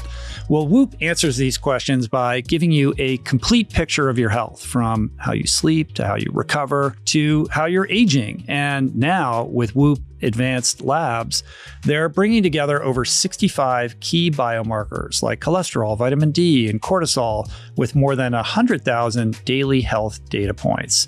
When you schedule a lab test, you won't just get numbers, you'll get clarity on what's really happening inside your body, as well as next steps to improve your health. Getting a comprehensive picture plus a plan on how to rebuild my body is pretty priceless. Every test is reviewed by a clinician, and instead of just raw results, you get a personalized plan that tells you exactly which habits, from sleep to supplements, are going to improve your specific markers. Go to join.whoop.com/roll for 1 month free of Whoop. That's join.whoop.com/roll. In business, what are some of the other leadership and business lessons that you've learned by going through all of this? I mean, I've learned so many things. I think that I have learned to become less emotional, which is not easy because I'm a very passionate person. And what I mean by that is I don't think I handle myself particularly well at the end either when after we sold the company and they decided to bring in a new CEO and all those things. Like I'm not really proud of how I handle myself. And I've watched other founders and friends go through it where they're extremely angry and emotional. I don't think it serves you or the business well. So I think I now lead from a little bit more of an emotionally detached state. I don't know if that's the right wording. And I don't mean that but I'm not depersonalized. I've depersonalized it a little bit and realized that these are just the facts. Like, I can put all the color behind what went around. I could just say they bought my business for $1 billion. They made the decision to hire a different CEO. That CEO didn't want to work with me and I lost my job. And unfortunately, the business went out of business. Like, those are the facts. I can give you all the color around it, but those are my emotions and those don't necessarily change the facts. And so I'm trying to lead from a place of being calmer, more rational, and a little distance from decisions. It actually makes me a better CEO when I'm not so caught up in it emotionally. So I think that's really important. I also think that being really open and honest, vulnerable and transparent, and people talk about this a lot, but I don't think there are a lot of women that actually are comfortable doing that. And I think that I need to acknowledge that I owe a debt of gratitude to everyone that's with me right now. And so owning that and showing them when I'm scared and showing them that I appreciate them. And when I say them, I mean, whether it's a manufacturing partner, whether it's, established who created all our packaging and went on a limb, having, Sam there and I have worked together for years and having him reimagine the brand in a year, whether it's all of the associates who asked if they could come back and work for me again. That's like the greatest compliment of my life. And or all the women that decided to represent the brand and the customers that have been through hell with us. I mean, I say to our team all the time, like, don't underestimate what our actual customers have been through with us too. They fell in love with our brand. They fell in love with their vitamin C serum or their sunscreen or whatever, their body wash. And then it went away and we let them down, not intentionally, but we let them down. We need to earn their trust back. And we need to let them know that we're grateful for the fact that they're still here supporting us. So I've learned a lot about gratitude and learned a lot about leading from a place of gratitude and respect and not. Again, it goes back to the arrogance thing. Like, if you're a brand and you're trying to dictate to your customer and you think you know everything, you're just in the wrong business, because the only business you're ever in is in the business of people. And I have learned a lot about myself, and I hope I'm a better leader of people today than I was before. You have this letter on the new website where you kind of address this, and it's a very, there's a lot of humility in that, and the humility is coming across as the counterpoint to the arrogance that, was very much at the core of what derailed the whole previous enterprise. What was it like when you had to pick up the phone and call some of these old vendors or people that were owed, like vendors that were owed money, or your manufacturing partners? And, there's so many moving pieces in this thing to get it reassembled and functional must have been. I mean, there were literally thousands of people that had been, were owed from the old company. Well, it was a pretty consistent conversation. I'd say, okay, well, we're kind of in a shitty situation, not of my doing nor of yours. And I'm going to ask you to take a chance on me a second time. And what I can commit to is I'm going to do everything in my power to make this a success for you. Neither of us is going to get what we want out of this right now. I'm going to have to give you more money than I'm wanting to or capable of, and you're going to have to let go of money that you're owed. And there's nothing I can do about that. But if you want to play ball with me right now, let's play ball. And what I can promise you is I'm going to work with less people, and I'm going to make sure that I'm important to them, and that they're important to us, and that we treat them with the respect that they deserve. And so we really sort of honed in on the list and brought in, I don't want to say got rid of, we decided not to move forward with a certain group of people. Mm-hmm. And those that we're working with closely. And I want them to be publicly acknowledged for it. When I want people to understand, and so again, this is the whole industry is built on secrets. Like, you never know, no one will ever talk about where they make their products or whatever. It's okay to say thank you to Elevation Labs that, makes a lot of our products, that they took that chance and wrote that off, or some of the other partners, it's been, PackLab. There are all these companies that worked with us. So I think those conversations were hard. The conversations with the people side of it, especially the women that represented us, that understood that I just made money and sailed off into the sunset, because that's kind of the story that was told. Those conversations were harder because they're personal. When someone is no longer able to afford private school or back to school shopping comfortably, or they lost what they felt was their identity, those things hurt. Those are hard conversations. They're still hard conversations. But I try to be really honest. I had a woman who wrote me a letter. I'd invited her to an event that I was doing in Nashville. And she said, how dare you write this letter when my best friend represented your brand for years and died of cancer, and your business, you just let this business go out of business, and now you're back here and you want me to come to your event. And I wrote her a letter back, and I just said, like, first of all, I'm so incredibly sorry for your loss. And I actually am sorry that you lost your friend, and I am so appreciative of her efforts. And let me just tell you what really happened. And if you don't want to come, I so understand that. I respect that decision. I just want you to know I'm really, really sorry. And a couple months later, she wrote me a letter back, and she said, I'm so sorry I was so horrible to you. I'm just so sad about the loss of my friend. And I think sometimes when you just have those honest conversations and people say, like, you're a human, I'm a human, like, this is a really bad situation, you know, I think some people can find forgiveness and support. As of right now, what are the big challenges that you're facing? Like, what's top of mind in terms of the hurdles that you have to overcome to get this thing rolling? I think first and foremost, there are a million beauty brands out there. When we started Beauty Counter and started the clean beauty movement, there were no other brands, and there are a lot of brands that are claiming to be clean, and everyone just thinks, oh, well, they're just as good as you are, because I'm not gonna sit there and tell you my clean is cleaner than your clean. You don't build a brand on defense, even though I know we're going to links that 98% of the brands are not going to. So that's hard, because there's just a lot out there against whom we're competing, even though I think we're in a completely different place. And again, that goes back to retailers putting you side by side with a brand that puts clean on their label but isn't clean. So there's that challenge. So how do we create a leadership opportunity for ourselves, and how do we create that value proposition for our customer? So that's been challenging. I think that I'm behind when it comes to AI and understanding the implications of AI for my business, and also as a company rooted in sustainability, what are those decisions? And so what do you do there? That's a real conundrum, right? Because we all know that AI is like sucking everything out of the earth, so to speak, but also it's where everyone's going. And so trying to figure that out. And I think the other challenge is trying to win the hearts back of women who represented us before, and or customers who felt disenchanted by where things went and don't necessarily understand all the facts. And at some point you give up, but I've been trying to find opportunities to tell my story. And it's been a slower build than I thought it would be. Of course, I thought I'd just turn it on, it'd be easy. And, you know, I have to remind myself that we are a startup again, and that you're constantly being presented with challenges, and not to give up, but just to say, okay, it is what it is. They dropped our holiday packaging into the water. Okay, what's plan B? And just not reacting. The trust piece, that's just, you know, that just goes back to your therapy session about the boyfriend. Like, you can't expect to ever earn that trust back. The only way that you will is by making peace with the fact that it may be irreparable, right? Like, rather than trying to, you know, chase it, you just have to earn it over a very long period of time. If I'm being completely honest, it's still hard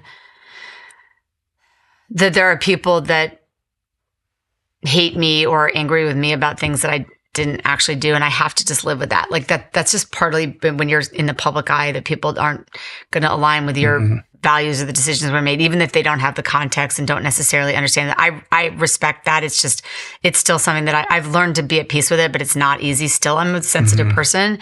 In terms of winning the hearts back of our customers or people that represented the brand in the past, I absolutely told them when I shut the business down that if they needed to, like, really earn money, that they needed to move on. And I respect that. And some of them have come back and some haven't, but I'm not going to chase after something that is no longer. I am going to move forward and just to do my best. Like, look, it's not a guarantee. Like, when we first launched the business, everyone's like, congrats, you did it. I'm like, no, we didn't do it.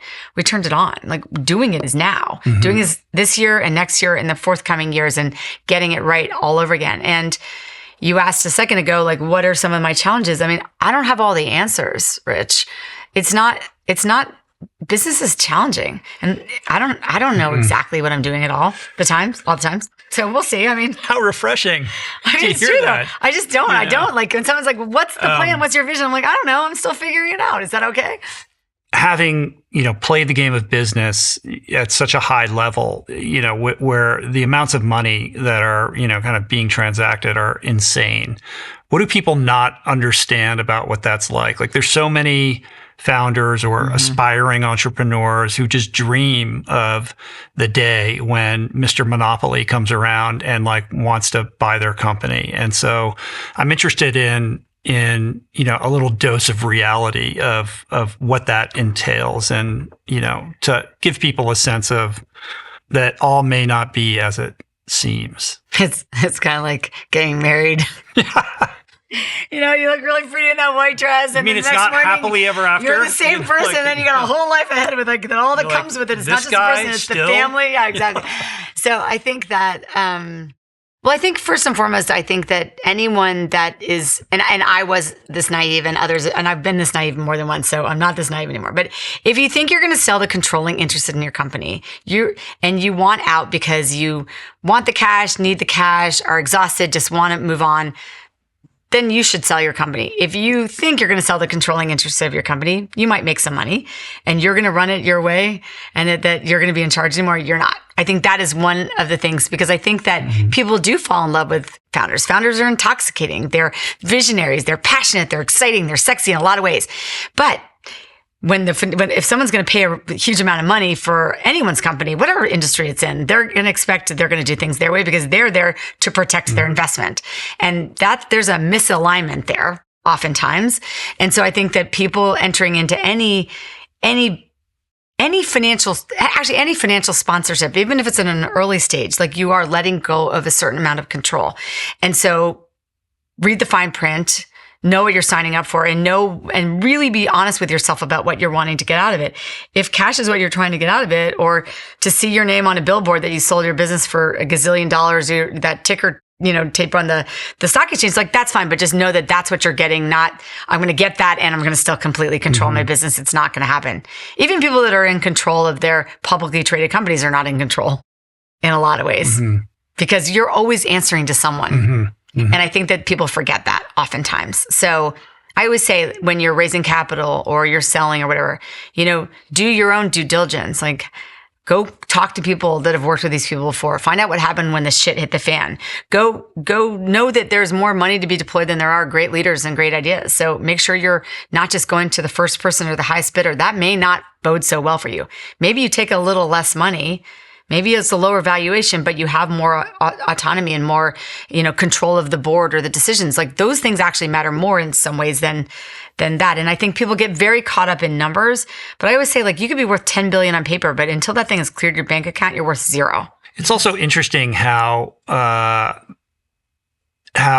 revenue and growth takes priority over profitability. It's like, not today. If you want to grow, if you want to grow, it's like in celebrating like these huge raises where, what you're really doing is you're giving away your company. Like, are you sure you want to celebrate that? Because every time you do that, you're relinquishing some degree of control over this thing that you built, right? And I know that with Counter, like, being a little bit more grounded, a little bit more mom and pop, and kind of elementary economics around profitability is perhaps a lesson from what you experienced. Like, you went all the way to the top and you're like, this time, let's just like be profitable. It gives us optionality. We can make 100%. Decisions. We don't have to rush into things because we're not chasing, as long as we're profitable. 100%. 100%. That's a learning that is invaluable to me today. I think that one of the things that's really challenging for founders and CEOs of venture-backed, institutionally backed businesses is that it's like fashion. It's like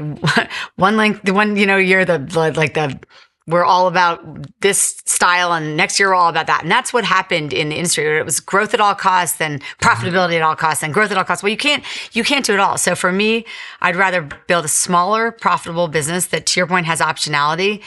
Don't get caught up in the big, posting in the New York Times or the Wall Street Journal or Women's Wear Daily about, we just raised at a $1.5 billion valuation. Just remember that investor is expecting at least a 3x on that investment. So do you feel really confident that you can deliver to a 4.5, a 5.5, a $7.5 billion valuation? Because if you don't, for sure as hell don't sign up for the $1.5 billion. That's the thing. You have to execute against that valuation. It's something that's lost on people that they want a 3 to 7x. Right. Well, it's all about like, I have a unicorn. I'm a unicorn company now, right? Like that's the goal. It's a status symbol. It is a status symbol. And I admit that I fell prey to that too, because as a woman, I was like, wow, I mean, I built a business, sold it for $1 billion. But I think that, at the end of the day, the other thing that I've learned is just, and this as you've enjoyed success in your career, is that the deal closes and yes, you get some money in the bank and you feel nothing. You wake up the next day and you wake up, you're the same person. Why am I the same person? It's like marriage. I was like, everyone I say, everyone's like, oh my God, we're going to get married. I'm like, guess what? The guy that was your boyfriend a month ago, that's now your husband, is the same exact guy in the same relationship. It's not a good thing or bad thing. It's just the fact. So 5 years from now, if this thing is successful and it's, kind of growing as you anticipate it will, and those kinds of opportunities come knocking, like what is the clarity? Like how are you thinking about that differently than you were before? I think that I first of all, I will be way You have focused. investors. Right. I do have investors, but I still have a control. I think that for me, it is about, well, first of all, if I were to sell again or go public or whatever, I would be very clear on what exactly I'm signing up for well in advance of signing any paperwork. I would really need to understand what that meant and look at all the upside, but more carefully look at all the downside. So I think that's something that's really important to me. And I think one of the things that I didn't do last time around that I would do this time around, will do, is succession planning. Like if I'm going to step out or I'm going to sell, like who's going to come in and lead? Because I'm probably not the best person to serve as a head of brand in a huge, large corporation. I'm probably not that person. But if I could groom someone to be my successor and then still have an affiliation with the brand or whatever, and the movement or the advocacy efforts or helping women, that's an outcome that would be appealing to me. But I think that, I am trying to build this time for longevity. Like I want to build a business that will last the length of time. I wanted that last time around. Now I've learned that doesn't always the case. And so I'm taking all the little steps right now, trying to make sure that we build a brand that people can trust will be here in a year, in 5 years, in 25 years. And so that may mean that I never sell it. Maybe it becomes profitable and we pay out dividends, or maybe we do go public someday. I don't know, but I'm going to be much more cautious. Not the rush to exit. No rush. It's like, yeah. No. Amidst all of this, being a woman entrepreneur, adds a whole other kind of like layer to everything. So what is it that you've learned that is specifically applicable for the female entrepreneur out there? I think that we are often underestimated in general as women in many business situations, and we allow for that to become a liability, or for us to think of ourselves in some ways as a liability, when actually you should think of it being a woman as an asset, because we have a high level of emotional intelligence. And oftentimes if someone's not really listening to you, you can read between the lines and come up and surprise them. And I think that, like when I sit in a room with a bunch of men and I know that they're underestimating me, I don't get offended by, some of the things that people will say to me, I'm like, you've got to be kidding me. What? Just like, I can't tell you how many men came up to me over the years and would say, oh, do you have an office?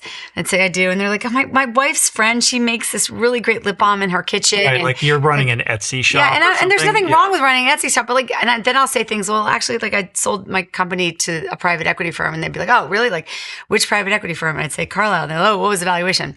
$1 billion. So that stops them in their tracks. Each tick along the way, looking for the reason to be dismissive about it. Yeah. It's just unbelievable. So is that, or someone towards the end, when we built a $400 million business that was valued at $1 billion, right before we sold the company, one of our board members said, have you guys ever thought of like having a dashboard where you like have a certain set of like KPIs and you're looking at how you're measuring against your, key performance indicators, whatever, in your business? I was like, no, that's such a good idea. Thank you for asking me. I never thought about looking at certain metrics and whether or not we were doing well. It's staggering the questions people ask you. But instead of getting angry about it, I would tell women, just use that to your advantage. Like figure out how to make that like almost like think of yourself as an asset and dig deep and find confidence in those moments that someone else isn't telling you that you've got the chops to do it. The other thing that I did, which I will not do, and I was having this conversation, I had a meeting this morning before I came to meet with you.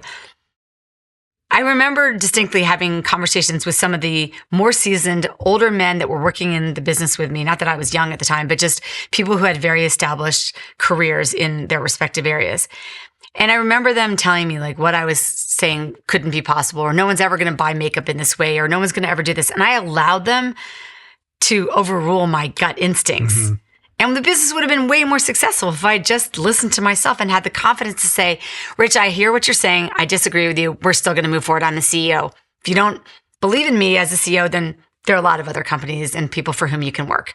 I have that confidence today. I didn't have that 10 years ago. And I think a lot of women allow, because we always look for external validation, like in life, it's like you put on a dress, you think you look pretty, but then you walk in the door and until someone's like, I like your dress, you look pretty. You don't think that. Men walk in the world and they're like, I look like $1 million. So I think there's something about like having the confidence in yourself, that following your gut and not letting people influence you too much. It's not that you don't listen and learn from others, but knowing when your gut is telling you to do something as the founder and CEO, then do it.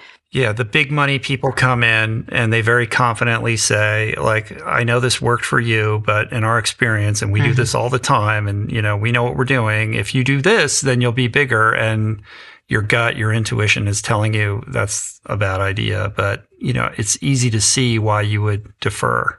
Yeah, and oftentimes you're the only woman in the room. Oh, and by the way, it might have been really successful at Nike. I mean, this is a conversation I was having with a board member in my old company. He's like, well, at Nike, we did this. I said to the guy, I was like, yeah, that was like 1985. I mean, that's great that it worked at Nike in 1985. Like, the world is completely different.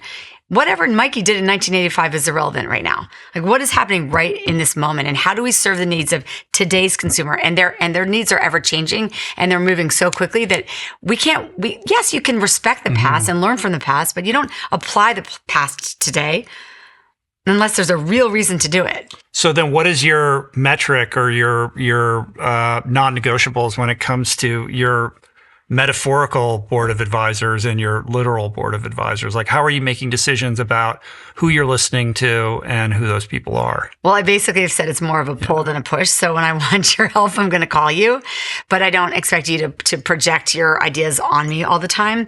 I was really clear with the investors that came into this business that I respect them. That's why they're there. I need them.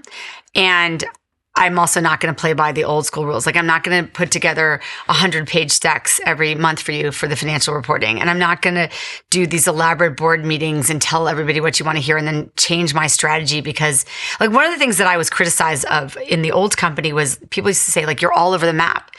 And what I was trying to shield them from was what was actually going on behind the scenes from my investors and my board of telling me what to do every day, what they wanted, not what I wanted. So I appeared all over the map, but actually it was because it was like a ping pong match of what they wanted.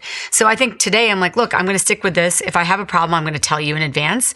If I need your help, I'm going to call you, but please, like, don't try to project your ideas on me 24/7 or try to get me to change what I'm doing because it suits your needs. I think I'm much more capable of having those conversations today. And I don't do it with disrespect. Like, they're there because they're also very successful people. But I keep saying, if I need you, I'll call. Yeah. You mentioned Steve Jobs and Bob Iger and a few other people. Like, who are the people out there that you look to and you're like, that person knows what they're doing? Like, I'm gonna, kind of follow their principles or model my leadership strategy based upon their success. I think who are your inspirations? So I think that, I know so many people say this, but when you look at what Yvon Chouinard has done with Patagonia, one of my very best friends from high school has worked there for 20 years. And I know a lot of those people. I think that, when I first read his book, let your people go surfing, and now Dirtbag Billionaire, it's like learning from those who really stood their ground and were uncompromising in their commitment to their own personal mission or their business mission. I think that he's one that's played a part, even though I don't know him. Bob Iger is someone that I've, I remember when I was going back in, he's like, "Are you sure you want to go back in? Like, are you crazy?" He's like, "It's not going to be easy." And of course, now I'm like, I should listen to you, but yeah, but also him, like he did this, doing the same thing, totally. You know, and we've it's joked about it. Should he have done that? I don't know. It's hard to know. You know, it's like it's always easy to look back, but I think he was really helpful with me in terms of things like make sure you're surrounded by operators, not just finance people. He's been really helpful to me. I mean, I hate to say it because I mean, in some ways, she stands for everything I don't, but I got to give it to the Kardashians and Jens Grady and all the guys that are building out Skims, and like they keep doing these things culturally. Like I'm fascinated by that marketing machine and how they've been able to meeting the moment, being able to like leverage social media to meet the moment, and being unapologetic about who they are. Like again, I don't live my life in the way that they live their lives, but they've had such significant influence, and it's been interesting to watch them just build these businesses and how, you know, they've got to be some of the greatest marketers ever. I used to say like Madonna was like the greatest marketer ever, and you could still say that about her. She just would reinvent herself, and everyone would fall in love with her again. I mean, again, that's a little bit a while ago, but people that know how to read the moment and then shift accordingly and then continue to build, I find really, really fascinating. There are a lot of people. I've always respected my friend Sarah Blakely and how she built Spanx, but then just how she just done it with such humility and how she reaches out into community and learns from them. Like, there are a lot of really interesting people out there. And I've been so fortunate to spend time with so many founders who inspire me every day in big ways and in little. I'll tell you else who's just been so helpful to me recently, honestly, is my kids. Yeah. I mean, you want to know what's going on in the world? Talk to a 16-year-old girl. Talk to a kid who cares. Talk to my son about what's important to him. Like, I'm learning from my children every day, whether it's, you know, Phoebe and her desire to help the world through like international relations and really helping people in that way, or my son who, like, you know, the way that he looks at the gamification of things and looking at that, or, you know, Georgie, who just knows everything about pop culture. I learn from them a lot. And I think older people who are not looking to younger people for learning are crazy. Yeah. Have you figured out how to better balance all of these things? We're in this, you know, post girl boss era, you know, and having gone through what you went through, are you out on the other side of it with a healthier appreciation for the other things in your life that are important that often challenge or conflict with, you know, running a business? Yes, and it's still really intense. I am trying to find. If you ask my husband would be like, she's not very balanced. I think if you ask my friends, they'd say I have a more balanced approach to it. I think I'm carving out more time for myself. I'm absolutely focused on what I'm eating, my exercise, my sleep. Like, I don't compromise on that now. Like I used to years, maybe not so much during the beauty counter years, but I would sort of put my exercise last. Now it's like, nope, that's a non-negotiable for me. Like, that is a non-negotiable. Taking holiday and vacations with my family, non-negotiable. I'm just like, you guys, if you guys can't handle the business for a week or two without me, we've got a real problem here. Wrong with the business. And letting other people do that too. And I'm trying to strike that balance. With all that said, it is an intense moment. And I think that I don't understand how people think that they can just kind of breeze in and out of businesses and build really successful companies. I haven't quite, if someone can figure out how to do it, I'd love to know. I mean, I see a lot of younger people, they think, oh, it's just like my side gig, or I don't want to do a 9 to 5. Like now, you know, on sort of the tech side, they're saying 996. If you're not willing to work from 9 to 9, 6 days a week, like, we don't want you. They're going the other direction again. I think it's hard to build businesses. And so finding that balance is hard, but I am saying yes to a birthday party. If a friend invited me away for a weekend for her birthday where I would have not made it, and I lost so much time with people because of that. And friendships and your family are really, really important, obviously. And I lost time. Back to the clean beauty aspect of this, you have this like never list, right? Which is these are the ingredients that you should know are never going to go on our products. And not for nothing, those are probably the ingredients you should be aware of, because they end up in all these other products that you're, you know, if you're not buying our products or something similar, you are going to be buying these things. So what are some of those things? I want to kind of like leave people with some really practical, you know, pieces that when they go to the store the next time, they're armed with a little bit more education. Eat and don't ask me what they all stand for, because I'm PEGs. So you'll see in capital letters, PEG, PEGs, anything, the parabens. I know that in Europe, they feel like they're okay. I don't agree with that. I would say, EDTA. I'll tell you one that I think that people, any of those spray sunscreens, oxybenzone, avobenzone, like you really don't want those. First of all, they're killing the coral reef. So more importantly, they're not more importantly, as importantly, they're really harmful to us, and people continue to use this. I understand that the mineral-based sunscreens go on and they're a little whiter and chalkier and they don't look as cute, but like every time someone sprays that aerosol sunscreen on the beach, I just shudder and die.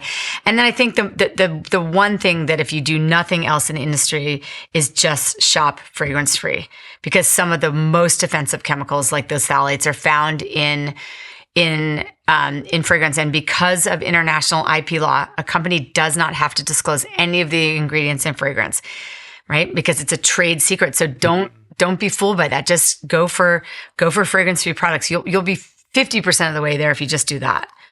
And like we still publicly publish our Never Listen. I always say, like, I'm not here for everyone to buy counter products. I'm here to help people make informed choices. They can use the environmental working groups, Skin Deep database. I mean, that's a good one that you can type in any product and see, what it is that's in there. And, there's a lot of talk about talc because of asbestos. There's some clean talc. There's some not so clean talc, but just pay attention and use those if you're shopping the market. And insofar as labels are concerned, for example, with sunscreen, if it says coral safe, that doesn't necessarily. I mean, like, it's supposed to be. This is sort of but self-policing, right? Yes. Like it's not reliable. Well, if it sprays on clear and it has avobenzone or oxybenzone and it says it's reef safe, it's not. Mm-hmm. So I think that, there's a lot of talk about this. And, we were in Hawaii in 2024 and we were talking about this, and they could actually see, they banned all of those sunscreens from Hawaii. Not that people don't sneak them in, but they are banned because they could see like almost like an oil slick on top of the water outside of some of the bays because people were using so much sunscreen and it was going in. And we only have one earth and life to protect. Like, let's do the best to err on the side of being cautious and preventative rather than waiting for the repercussions of our decisions. Are you anticipating getting back to the hill and doing what you were doing before? Is that on the horizon? Yeah, maybe not this week. Yeah. Yes, I do believe that we need to fight I really want to continue to focus on the modernization or the sort of getting toxic-free cosmetics and personal care products. So when things, we are actively still having conversations, but I think that it's a very challenging time, obviously. But I do still encourage people to, send members of Congress in emails and texts saying that you care about, your health and that you want them to take preventative measures to protect your health through cosmetics and personal care. We are going to focus on the fragrance loophole. We think that is one. And also supply chain transparency. I said to you earlier in this podcast that in the conversation we had that you can pre-preserve an ingredient and extract the juice from it, so to speak, put it into product and say it's preservative free. Like, that's part of the lack of supply chain transparency. A company shipping into the United States doesn't need to say that they actually pre-preserve the rose petals with parabens or whatever the preservative is. We need to tackle up and down the supply chain. There are a lot of loopholes that need to be tackled, and fragrance is one of the other things that needs to be tackled. And we will continue our efforts both on the state and federal level to try to affect change. It can be paralyzing from a consumer perspective. Like, we can't be expected to know all of these things. Like when we're buying our product, I mean, they're relying on us not knowing these things, obviously. But just the well-intentioned, reasonably well-informed person who's trying to make the right choice. Well, their baby is in the grocery cart, whatever. It's just there's only so much we can expect the consumer to know and to do.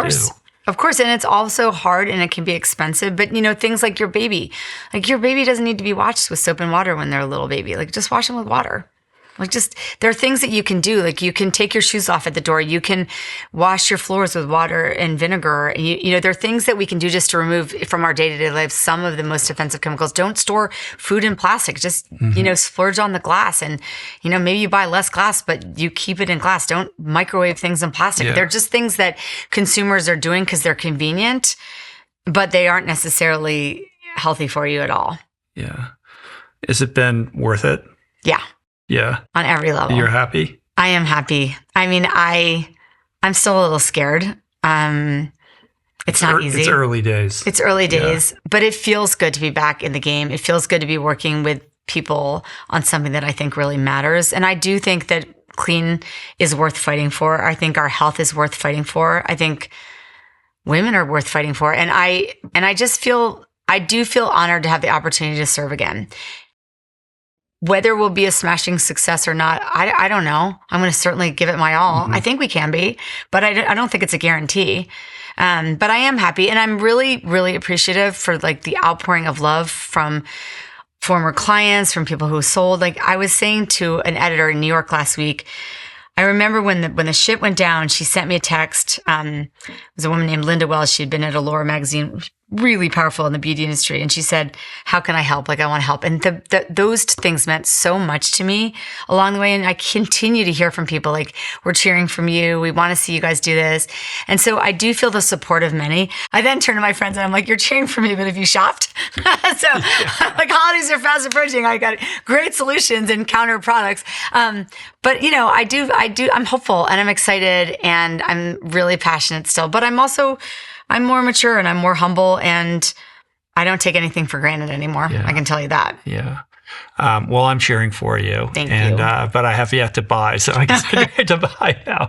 But I can because you can do that on the website, right? You can do it on the website, 100%. So I was looking at, is it counter.com? What is it? It's counter.com. Yeah. Counter Beauty and Counter, yep. And if someone goes to the old Beauty Counter one, it you goes did a great job with the website. It's Thank beautiful.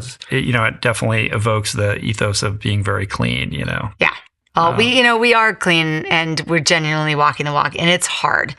And I want people to understand how hard it is. It's complex and comprehensive and real clean requires a lot of really hard work. It's not just that never list. It's what is the packaging? Is it leaching the toxin back in? Are we ethically and responsibly sourcing ingredients? Is a woman safe in the field while she's harvesting that crop? Like we take it very seriously. And how I tell that story, I don't know. It's hard to tell, but I want people to know that I do really care because people matter and our health matters. So I'll look forward to your purchase. Well, I'm proud of you. I think what you're doing takes a lot of courage. Like you didn't have to do this. You could have done a million other things, and you're just marching right towards it. And I think that speaks to your character. So thank you for coming and sharing all of that with me today. I appreciate it. I appreciate you. All right, Gregg. Until next time. Until next time. Peace.